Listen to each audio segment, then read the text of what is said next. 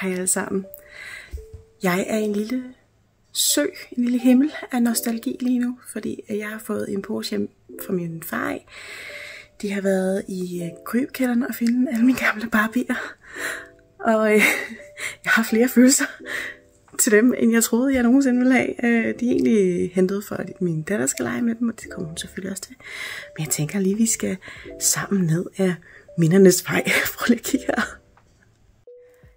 Prøv lige at se en gang, hvor smukke de er. Så flotte. Og så har jeg hende her, som skifter farve i vand. De er altså 20 år gamle, dem her.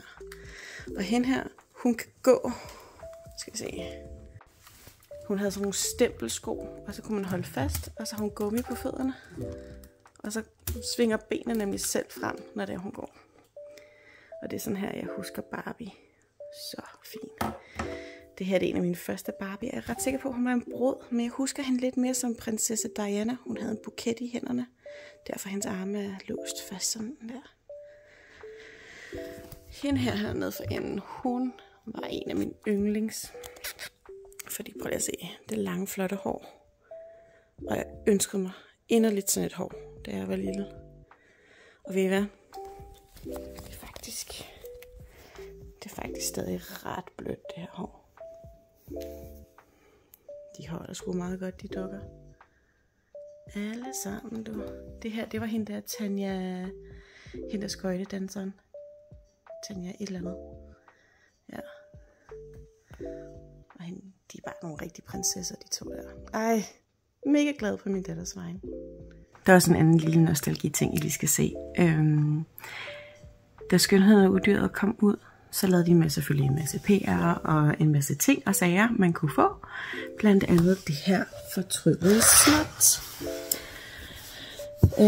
Ellen virker desværre ikke i selve slottet, men den virker i tryllestaven, som jeg nok skal vise jer lige om lidt.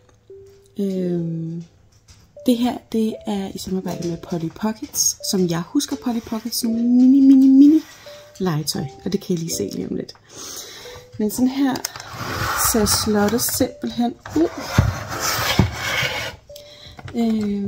Det her, det er tryllestaven. Og nu skal I se, hvad den kan. Man kan tage tårnet af, og så er der en lille magisk tryllestav. Fordi det er jo det fortryllede slot. Så ja, den sidder herovre i haven. Se, haven her kan hives ud. Og Polly Pockets'ne, de er så små her. Det er en Polly Pocket, og det her det er selvfølgelig prinsen, som kan forvandles til et udyr. Jeg ved ikke, om I kan se ham derinde i. Der står et lille udyr. Ja. Det får I lige fra den ene side af. Hele slottet får I selvfølgelig ud sådan her. Og dørene åbner, lågerne åbner. Det her lille hus, det kan tages ud. Det er selvfølgelig Bells lille cottage, altså sådan en lille hytte. Døren åbner, og hele huset åbner, hvis jeg ellers lige kan finde ud af det. Sådan der.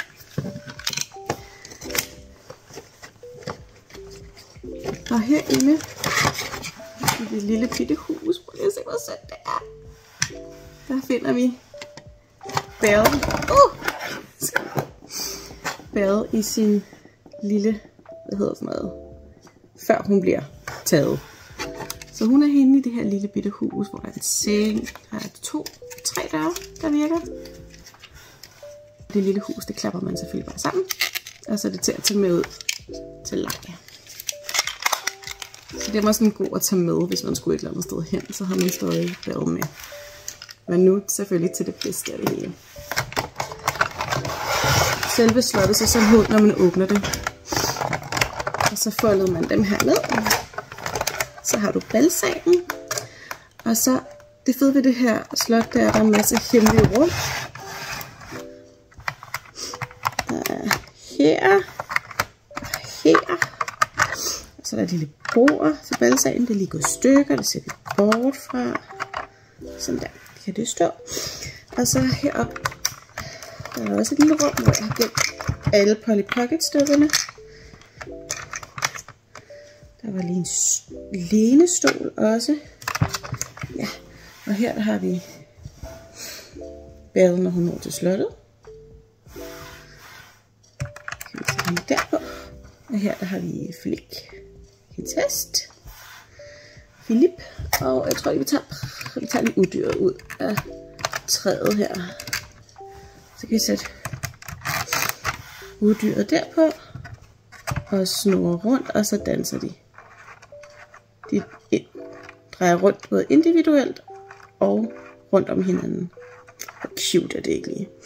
Polly Pocket huset er der ikke uden elevator, så vi kan lige prøve at holde udyret ind i elevatoren. Og så kan vi hive op på den etage, man nu gerne vil. Hele den her kommer ud, men det er simpelthen tænkt som en elevator. Nu er han selvfølgelig. Så er det selvfølgelig hele gangbroen heroppe, som foldes ud, når man folder slottet ud. Og det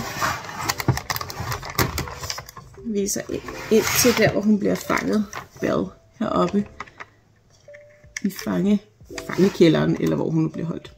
En masse små døre, der åbner sig, og jeg tror, har vi været herinde i.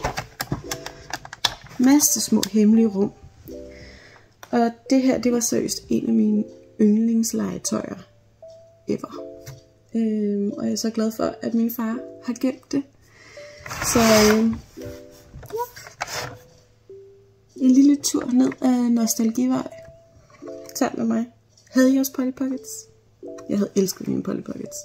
Og jeg har leget så meget med det her hus. Det her slot. Helt klart en af mine yndlingsting. Det var alt for det. Jeg vil bare lige vise jer det. Min barndom.